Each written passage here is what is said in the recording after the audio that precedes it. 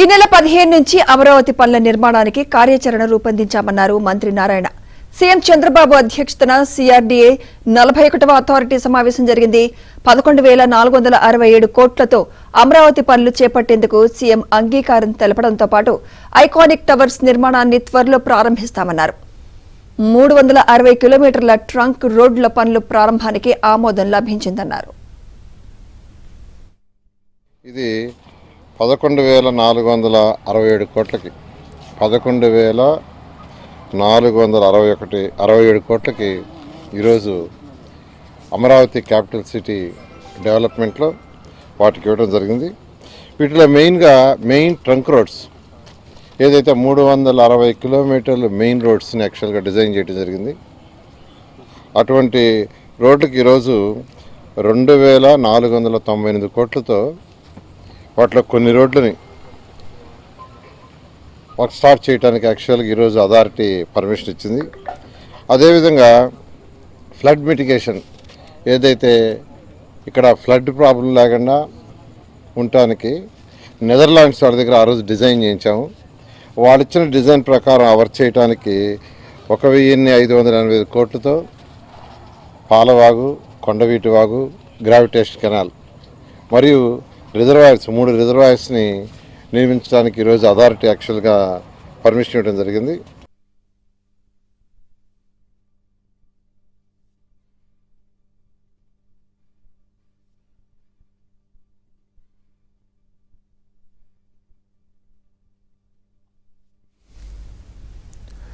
అమరావతి నిర్మాణంపై కూటమి ప్రభుత్వం ఫోకస్ పెట్టింది. మరో 3 గ్రామాలను రాజధాని పరిధిలోకి తీసుకొచ్చే అంశాన్ని పరిశీలిస్తోంది. మరోవైపు రాజధాని నిర్మాణ పనుల్లోనూ వేగం పెంచాలని నిర్ణయించారు.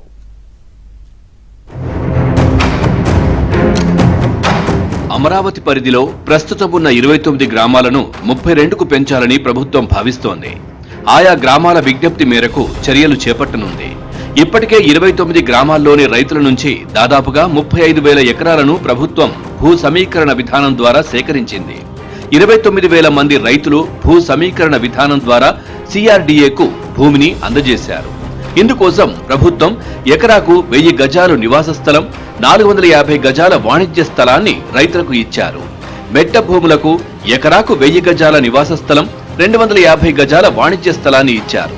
ఈ భూములు అన్నిటినీ అభివృద్ధి చేసి ఇస్తామని సిఆర్డీఏ ఇప్పటికే ప్రకటించింది.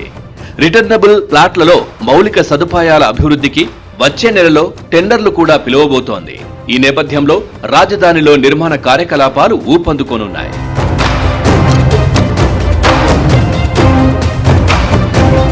రాజధాని పరిధిని విస్తరించాలని ప్రభుత్వం ఎప్పటినుంచో భావిస్తోంది.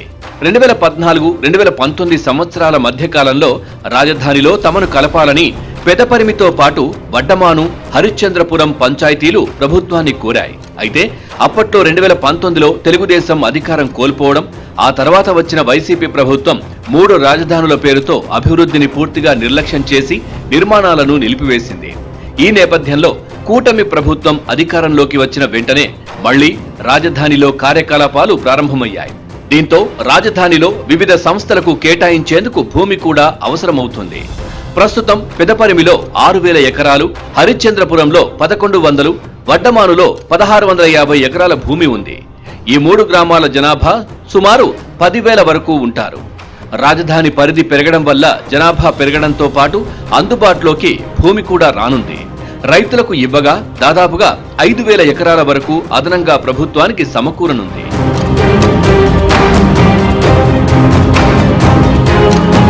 మరోవైపు రాజధానిలో అనేక సంస్థలు నిర్మాణాలను ప్రారంభించేందుకు ముందుకు వస్తున్నాయి. ముఖ్యంగా కేంద్ర ప్రభుత్వ రంగ సంస్థలు తమ నిర్మాణాలను ప్రారంభిస్తామని, తమకు కేటాయించిన స్థలాన్ని చూపించి క్లీన్ చేసి ఇవ్వాలని విజ్ఞప్తి చేయడంతో మౌలిక సదుపాయాలు కల్పించి వెంటనే సంస్థలకు అప్పగించాలని ప్రభుత్వం నిర్ణయించింది. వివిధ భవనాలు పటిష్టంగా ఉన్నాయని ఐఐటీ నివేదిక ఇవ్వడంతో నిర్మాణాలను పునః ప్రారంభించాలని ప్రభుత్వం నిర్ణయించింది. రేపో మాపో టెండర్లు కూడా పిలువనున్నారు.